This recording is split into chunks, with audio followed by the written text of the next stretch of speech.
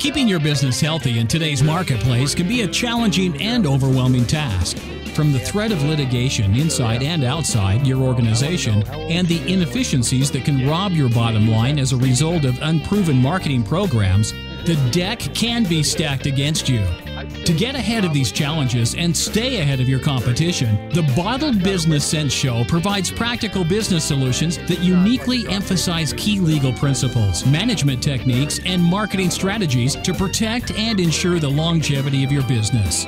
You'll learn how to implement marketing and protection principles equal to those used by today's most successful corporations. Join your host, Bill Bernard, Rick Moscoso, and Steve Smith for some high-energy discussion that will inspire you to take control of your business so it can prosper in today's consistently challenging business environment. Well, good morning, everybody. We're here for another edition of the Bottled Business Sense Show. I beg your pardon. And my name is Bill Bernard. I'm one of your co-hosts. We're here every Tuesday at 10 a.m. And, you know the deal by now. We're here to help entrepreneurs, business owners of any kind, protect and shape their business so it's going to be prosperous. And that's where the ship in the bottle and the business in the bottle analogy comes in. In any event, I'm here with my two co-hosts this morning, as always, Rick Moscoso and Steve Smith. So before we get started on our topic today, let me say a good morning to these guys and find out how they're doing today. Hey, good morning, Bill. I'm doing great. As you can see, I'm getting ready for the weekend coming up. Coming up in a few days. Early. The weather, yeah, it's a little early, but you know what? Why not? Rick, you're not even waiting for Hump Day. You're just getting into weekend mode on Tuesday morning. Yes, that's really good. You know, exactly. I told him I was going to have to put my sunglasses on for that shirt that he's wearing. That's a bright one. But in any event, we got a good show for you today planned, and it's going to be on a topic that I've tried to discuss with Rick on a number of occasions and sought his help on, and that is specifically dealing with online marketing analytics. It's one thing to do your marketing, and as Steve will tell you and Rick will tell you, and it's one thing to do it with using certain tools, but now you got to figure out the analytics of it all. And with that, I guess the first thing I'd like to know, Rick, is where do you start? What do you look for? How do you go about analyzing your online marketing? Yeah, well, this is going to be up Steve's alley because my feeling is that all the site data really doesn't mean a whole lot. It's really secondary if your direct marketing online stinks. You know, if you have bad marketing up front, doesn't matter what the analytics say to you because all you're doing is measuring bad marketing in the first place. So let me just say that first. But with that being said, if you have been doing your business for a while, you have a system down and you are getting some results, but you want to find where can I improve better so I can get better traffic, or I'm noticing this new service that I launched or product that I launched, I'm not getting the traction that I was expecting. So it could be attributed to a number of things. And I'm going to take a look at this. Analytics really comes in twofold. You have the macro analytics that really looks at the website. Specifically, we're going to be discussing more of the macro analytics, looking at traffic and everything that's coming to your website.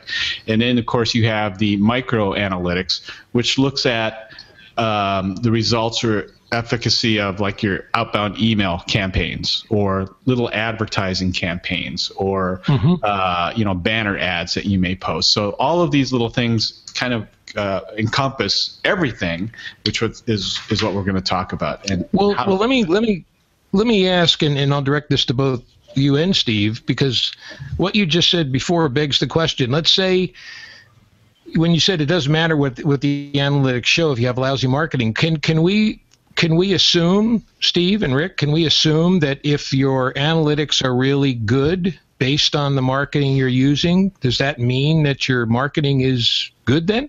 I mean, is that better than you maybe thought it was? Bill, marketing is a fluid process, and it works when you're getting the results that you've determined you want. So without having real specific targets about what you're trying to achieve, it's hard to measure it. So as an example, if one of your indications is website traffic, maybe to a specific page like a landing page, then the first element is, are you getting the traffic you're looking for? And most of the time, there's metrics involved in that as well. If you're trying to get people to sign up for a newsletter, a lot of folks do that. And let's just say you want to try to get 50 people to sign up every month. Right. You've got to figure out how many times somebody's going to come to that page before they're going to be enticed into signing up. So let's just say you've got to have 10 visits to the page before you get one sign up. So now you're going from 50 signups to 500 visits. Yeah, right. You see how it is? No, so you go on Google Analytics and you look at that page and you're at 125. Well, okay, obviously what you're doing is not achieving the goal that you want. You could be doing some really interesting marketing, but it's not delivering on the results you're trying to achieve. So you always have to have that in the back of your mind, because if you don't know what you're measuring, then anything you look at could either be good or bad, depending on your perspective. Yeah, that's I totally agree with that. And when we look at website analytics, let's take a look at the macro view of everything. And if you're using Rick, I'm sorry, Rick, let me interrupt you real quick. Yeah. Can you just give a quick definition for everybody? When you say macro, what does that mean essentially? Well, generally what I'm talking about is we're looking at the big picture, analyzing traffic, marketing efficacy, online marketing efficacy that comes to your website. Okay. Or comes to your content, right? Okay. So we take a look at that. And let's say we're specifically looking at your website, because all traffic, eventually you want all traffic to flow into your website for content, for list building, for credibility building, all that stuff. And a good place to start in general is Google Analytics, because if it has a lot of really good insights to where the traffic's coming from, how long they're staying on your page, where the referral traffic is coming from, how many backlinks are actually coming back to your website, which pages in your website are getting the most hits, and then where's that referral traffic going from there. So typically what you want to do is, when you look at something like Google Analytics, you want to look at it like a portfolio of things that are leading in and out of your website. Okay, so in other words, you have search parameters, you have referring sites, you have direct traffic that comes to your sites, you have campaigns, you have email, and you can, from this you can determine which one's really strong, or which one's missing, or which one just isn't working correctly. And if you were to look at this overall picture in Google Analytics, and this is debatable as far as what the balance of that portfolio should be, but in general, it's pretty normal to have about 40 to 50% of your traffic in the form of search traffic. Okay, their search, they enter in like for example, Trabuco Canyon or Southern California business attorney, right? And they're finding you through that. You also have there's recommendations that you'd like to see about 20% or so direct traffic, and that would be through possibly your existing database. All right, people that you've known and done business with, or referrals are coming from that. And then you look at referring sites, which would be sites like for you, Bill, like Avo, or other attorney sites that are feeding hits that are coming into your website. Anywhere from 10 to 20, 30% is really how you want to balance that out. And then depending upon your business or service that you're doing, this can vary too. Is that how much traffic are you getting from paid campaigns? Paid or unpaid campaigns. Paid campaigns like banner ads, that sort of thing, if you have product-based things, or campaigns like email blasts, newsletters, that sort of thing. So when we take a look at that overall macro view of where traffic is coming from, there are some balance parameters that you should try and achieve based on just some of the suggestions that I have here. It's going to vary depending upon your business or service. So I know you were telling me off camera that wasn't it that it was somewhere like a general measuring stick that would be fairly good would be an overall search of around 40 to 50%, something of that nature. Yeah, exactly. But what you want to do is you want to, when you do link up with Google Analytics, and it's an easy implementation into your website. If you don't, call your webmaster or drop me a line and I'll help you do that. But it's a great way to get free analytics from a very strong search engine that'll show you something. Let me ask you guys a question, because I'm wondering about this, and maybe it's slightly toward the ridiculous, but I'm hoping it's not. Is there a scenario that you guys see that where somebody could actually come on your website and stay for that? Everybody that you're measuring comes to your website and stays for a long period of time, but you don't get a lot of traffic, but the small amount of traffic you do get seems to stay on your page for quite a while. Is that a? Oh, sure. Yeah. What would cause that? If you have a video series and people get in there and they go from one video to the next and they never leave the page, you're racking up time doing that. Absolutely. And actually in Google Analytics, when you look at the behavior of traffic that comes to your site, you can actually drill down and say, okay, where did like Bill, you come to my site. It's like, I don't know it's specifically you, but let's just say that person comes into my site. They either come into the front page or they find a way, maybe through a promotion that I have. They're sitting on that page, and then I can look at where you went from there. I don't know it's you, but I just look at your behavior based on the content on that page. So you went and you looked at a training series. That happens to be a video series, okay? And then I can see that you watched video number 1. Then I look at where did you go next? Did you just leave the site, or did you go watch video number 2 or video number 3, and so on and so on? And after you watch that series, it'll actually track you and see where you went next. That's interesting. Yeah, and a lot of that stuff is really valuable, because we talk about how long, how strong is your website. And how long are these visitors orbiting your site? Okay, the longer they orbit your site or they linger, you're creating some sort of loyalty or remembrance amongst your visitors. More importantly, and so that would mean, I guess, that would the proper way to say that, or one of the ways you could say that is there's not a high bounce rate because they're staying on your page for a lengthy period of time. Is that what that generally means? Oh yeah, and there's reasons why people bounce on your page, and I'll talk about that here towards the end. But it's really, you want to create visitor loyalty, provide enough content on there that kind of keeps them hanging around. That's sticking. The other thing that you want to look at is the recency.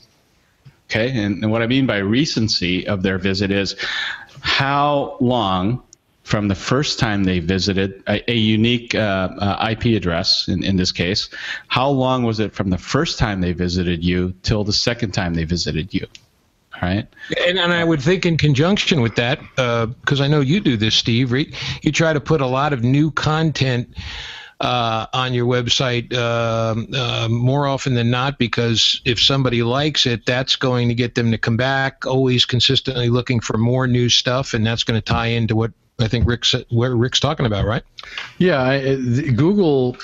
I'm not in the loop on Google's algorithm changes, but I usually find out at some point that they've made some changes to how the game works for them, and over this past year, they've done some things to try to make web searches more authentic. You're looking for something, and the results you're getting are directly in line with what you're looking for. Mm-hmm. So they're trying to reduce the amount of gaming that takes place by people who are just trying to vie for top spot on page 1 of whatever they're trying to get on there. So one of the things that they encourage is quality backlinks. Mm-hmm. Well. Mm-hmm. When this started years and years ago, I knew guys that were in business, and all they did was they had these backlink farms, and they would put people into these farms, and they would generate all these links back to a website, but you never knew where they came from. Sometimes they came from sources that you didn't want them to come from, pornography and stuff like that. But it was all designed to try to generate a lot of backlink traffic to a website to push it up in the rankings. Right. So now Google's figured out ways to kind of identify that and slap you if that's what you're doing. Right. But to Rick's point, if you're gonna be out in the internet in various places and have people find your stuff, and have a path to come back to your website, and where they're coming from is a good related type site, that's going to give you good backlinking power that's going to help your overall site. You're going to get good marks from Google based on that. Yeah, now, I know you were telling me, Rick, and that sometimes you can have and I really am interested in this. I think you mentioned to me that sometimes the wrong people can come to your site, and how do you what's that all about? How do wrong people get there, and how do you know they're the wrong people? Well, that can come from many different places, like what Steve said. If you're buying backlinks or getting backlinks from an unproven source just to get backlinks, you might be getting the wrong traffic coming to your site, and all of a sudden on your blog you can get hacked. You can get disparaging comments, advertisements for Viagra and all that stuff on your blog. Well, hey, Bill, I can tell you another more legitimate reason that people get the wrong visitors to their site. Okay. When you set your site up and you figure out what the site's about and you figure out what your keywords are, and you start working with your own, internal, website SEO to try to push your site up or have it be found when certain words are put in. Yes. Many times people don't do enough research on those words. And here's a simple thing to do. You get a keyword phrase, okay? You type it into Google. Look at what's on the page that comes back. If what comes back is inconsistent with where your business is, then by having you on that page at some point means people that go to those pages are looking for something different than what you have. You just happen to show up there. I see. And so people can, I've had people before. I actually had 3 years ago, I had in the space of 1 month, I had 3 different people calling me that wanted to know if I had bus services. Okay. And I thought, okay, all right, how the hell is this possible? I have a business coaching service, but it was when I was with that other company, One Coach, and they thought One Coach meant a charter bus, coach. Yeah. And so, but the way the site was being SEO'd, it was not difficult in some word combinations for our site to show up on other sites that had transportation services. And I know this is. That can happen, That's fascinating. But is this really as basic? When we keep using this term SEO, is it as basic as, in order to measure our analytics, is it as basic as simply saying keywords? Is that really what SEO is all about? Doing research to find keywords that are going to get your analytics to come in the way you want them to come in? Is that a big part of it? You have to, as a baseline, you have to understand the community that you're trying to market to and what types of words they're most likely to use when they're searching for things that you offer. See, when Rick was talking earlier about that direct traffic, on your website, that's basically people who already know you, people who maybe meet you at a networking event and they take your business card home and they type in your URL and they go right to your website. That's direct traffic. They didn't come through any other source. They didn't come through a search engine. They didn't come through another related website.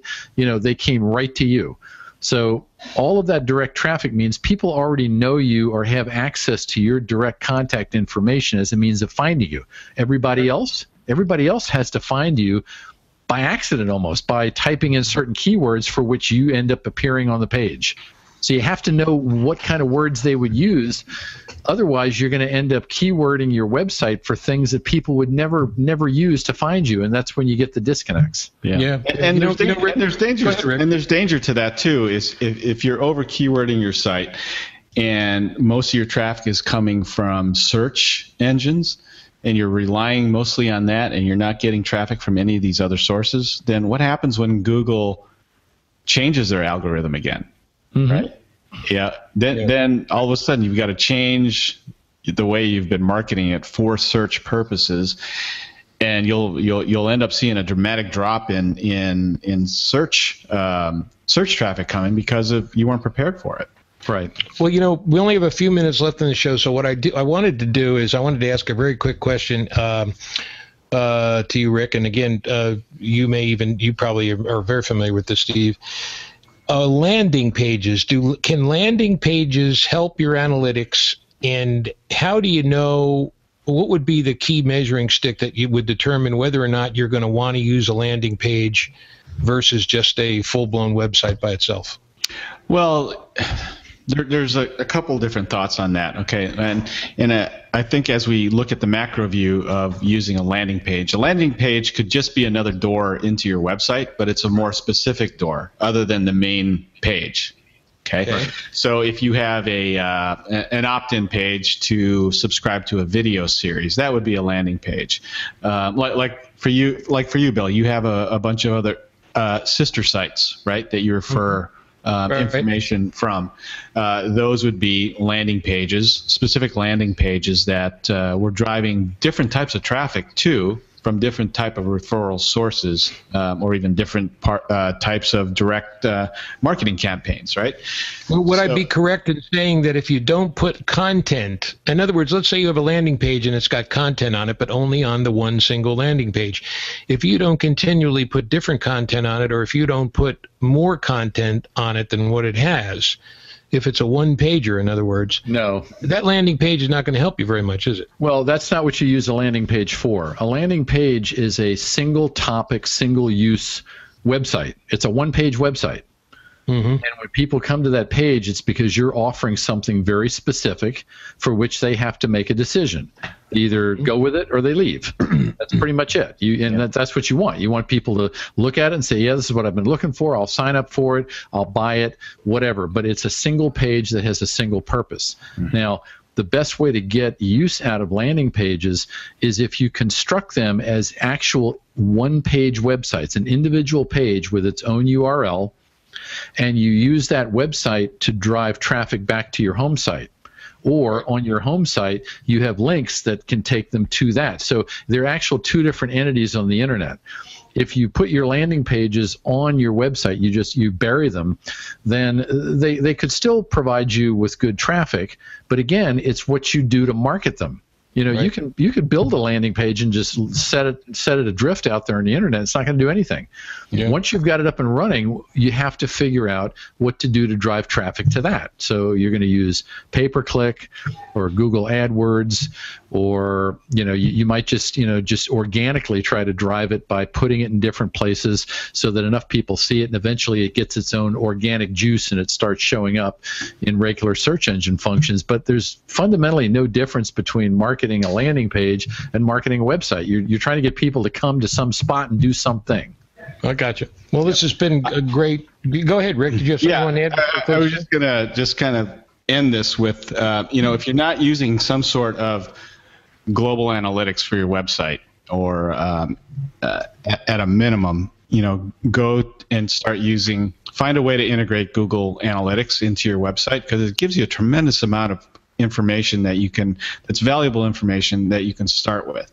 And then as you get more familiar with the type of information that it's providing, you may want to go and get more advanced features, which are, typically they're paid features, but Google Analytics is free.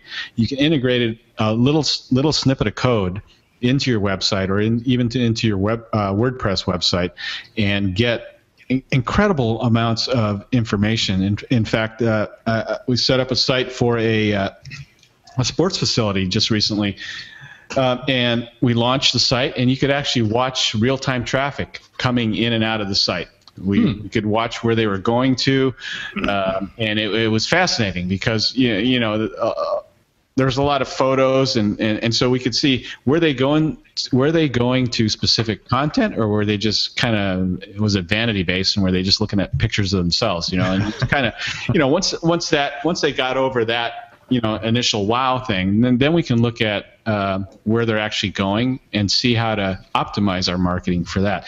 And I'll leave you with this because this is kind of cool. And I'm kind of a technical guy. I like all these geeky little tools. There are different kinds of analytical tools out there that you can find. Google Analytics is free and it's widely used.